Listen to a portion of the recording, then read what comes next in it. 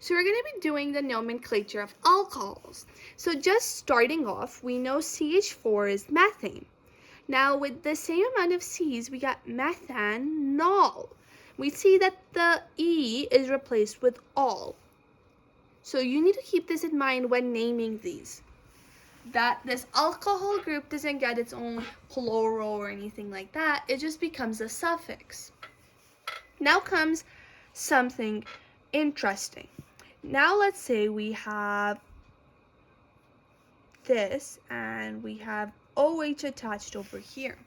What we're going to do is 1, 2, 3, 4. It's a butane. However, we know that E's don't exist anymore. And since this is on the second, it'll be butane to all. Now comes the question,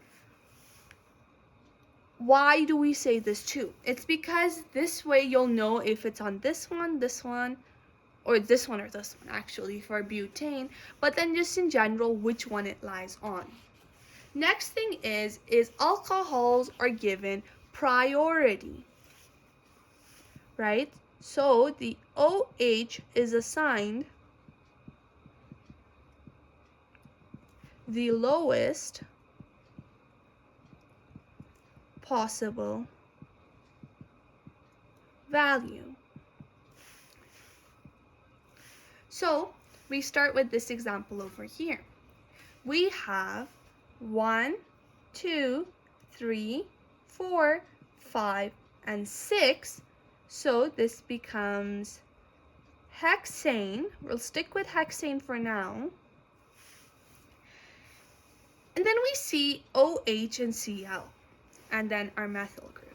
Since these two are on the outskirts, what we usually would have done is we would have started 1 here because chlorine could be on 1, the first carbon. However, this will cause OH to be on the 4th carbon, where we could have had it on the 3rd carbon. So what we do is we start with 1, 2, 3, 4, 5, and 6. Now, how do we name this? We go, chloro is obviously, so I'll just add this in.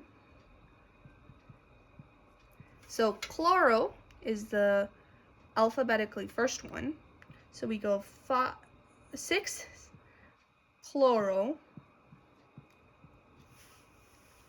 Then we have methyl. 5 methyl. We'll have this all together, okay? 5 methyl, hex, and 3 all.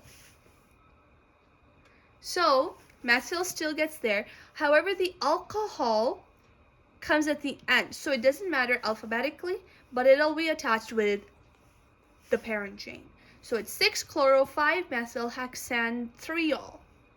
Now coming over here, it's a little different now. We don't really have to worry about assigning priorities or anything. We have 1, 2, and 3.